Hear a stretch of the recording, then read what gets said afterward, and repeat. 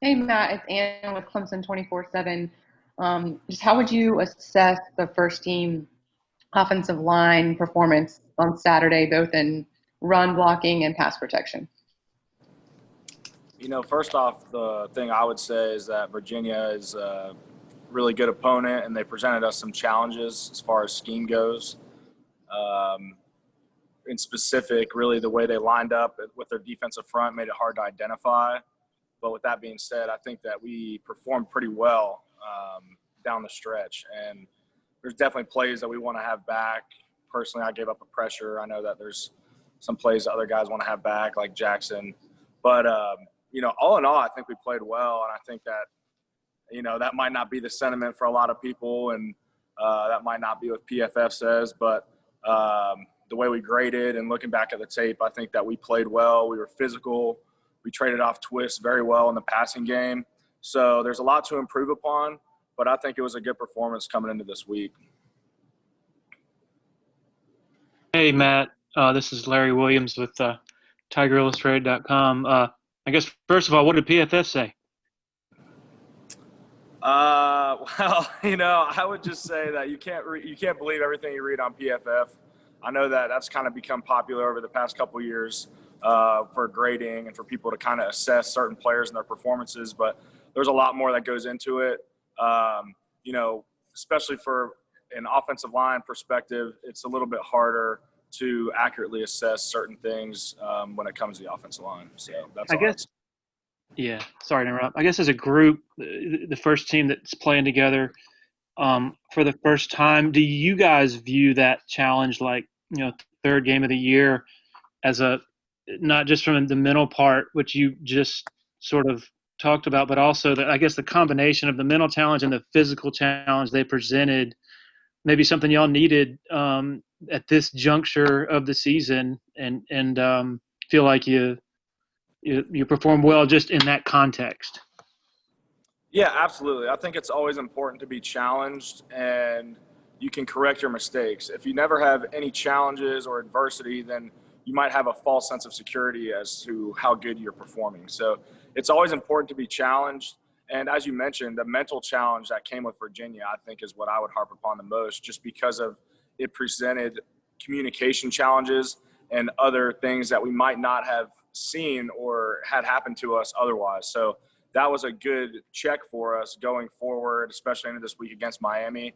Physically, I think we did well. I think that, like I said, it goes back to the communication early on where we might have missed some things. But from a physicality standpoint, I was proud of the way the group played. I think that we reset the line of scrimmage. Like I said, I know the statistics might not say so, but there's a lot more that goes into that. So I think it's a great barometer moving forward, and we're looking forward to this week. Hey, Matt, this is Will Vandervoort from the Clemson Insider. Curious is some of the things that, what people are saying and stuff is a lot of what defenses are also doing with you guys. Like, it seems like they're really loading up to just make, not let Travis beat them in the running game. Is that kind of the way you see it too? Yeah, absolutely. I think the one play I look back to from Saturday was down on the goal line, and they had a ton of guys in the box, and Travis got stuffed on the goal line, but we didn't have enough to block him. So that's just a scheme thing that, like I said, it goes into these outside factors that people don't understand when it comes back to the statistics. It doesn't tell the whole story. So, when you have a guy like Travis Etienne in the backfield, teams are going to pack the box, especially now. We don't have Justin Ross, so our experience on the outside with the receivers isn't as much, even though Amari has played super well this season. So they're going to try to take that away from Travis and make us throw and catch on the outside.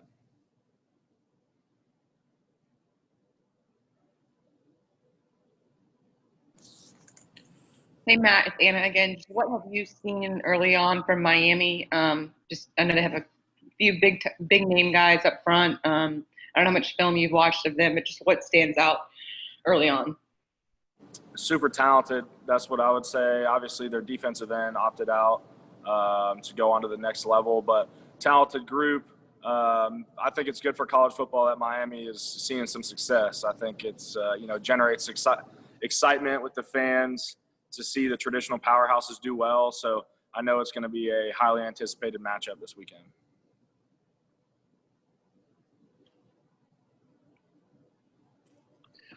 Matt, this is Larry Williams again. Coach Sweeney has said a couple times y'all needed some. I guess Saturday was a dose of Robitussin for you guys. What does that look like? I guess behind those walls when you get a dose of Robitussin as a team. Yeah, well, the way he would describe that is sometimes you need the medicine that doesn't taste very good, which I'm sure he told you guys, but sometimes it's not fun to be checked. I think, like I said, you can have a false sense of security of how good you are or the level at which you're playing. So it, you got to swallow your pride a little bit, but that's how you improve. And it takes a mature player to be able to take some adversity or challenges and improve upon that the next week. So, I think we have a mature group as a team and guys that are true competitors, and they're not going to let a bad game or a bad play stop them from improving and putting together a nice game. So I think, like he says, sometimes it's needed and sometimes you need it when you don't want it. But it is important for us to grow as a team to make a championship run. With you having been around here for a while, is it sort of your experience or observation that that the program does perform better when it's edgier and when it's coming off a dose of that medicine, I guess? I think one of the things that we try to really emphasize is keeping that edge, whether we're challenged or not. We play to a standard, not an opponent, and whether we win by 60 or 2, it shouldn't change the attitude we bring to practice the next week. So that's something that we've really tried to instill in the culture and just creating our own competitiveness. We play against the best players in practice every day. So we shouldn't need motivation from what some might say to be a lackluster performance the week before to come out to practice ready to play. And it shouldn't take a game on College game day to do that either. So I think it really is just some intrinsic motivation on our part.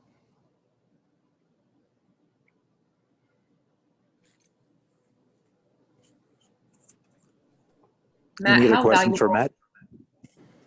Yeah, just how valuable is a game like Virginia when you, like you said, mentally they really did stress you, challenge you, and do some things that you hadn't seen before, especially early on in the season. How does that help you guys going forward, I guess?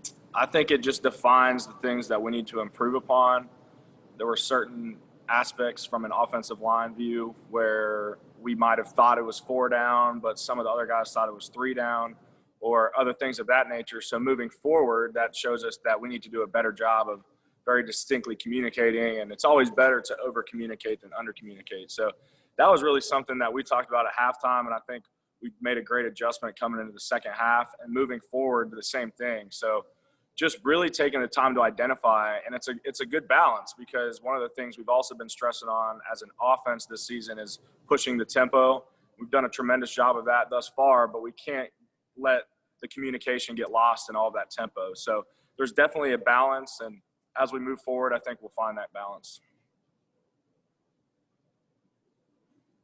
Thank you. Matt, this is Larry Williams again. I think on both the offensive and defensive sides of the ball, Virginia showed you guys a lot that they hadn't shown previously. I guess with your offense, a lot of their looks that you've talked about. Have y'all just gotten used to that, teams sort of holding back and sort of throwing the kitchen sink at you guys with stuff that they hadn't really shown a lot of on film?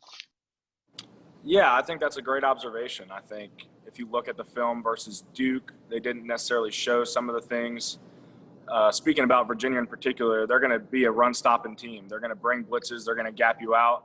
So they did that, but they kind of tweaked some things, like I said, to make it harder on us. Now, moving forward, and for a lot of the teams, it comes down to what we talk about all the time. It's just we're Clemson, and we have a target on our back, and we're everyone's biggest game. Everybody's circling us on their schedule. So we have to have that attitude and know that we're going to get everyone's best. And I think we wouldn't want it any other way, to be honest. It's you take a sense of pride in that people want to play you the best they can, and hopefully we can still come out with a victory, and that makes it even more worthwhile. But yeah, absolutely. I think that there's teams that might try to do some things schematically to try to match our talent level, especially on the outside. We have some guys that can flat out run and they have size. And so some other teams that might not be able to match up with that physically will try to do some things and pressure the quarterback to try to even up that matchup a little bit. But it is something that you see, and you have to just kind of prepare for it. Our staff does an unbelievable job of looking back years at games and studying tendencies and things that they've done before, and to try to give us a great opportunity to perform well on Saturday.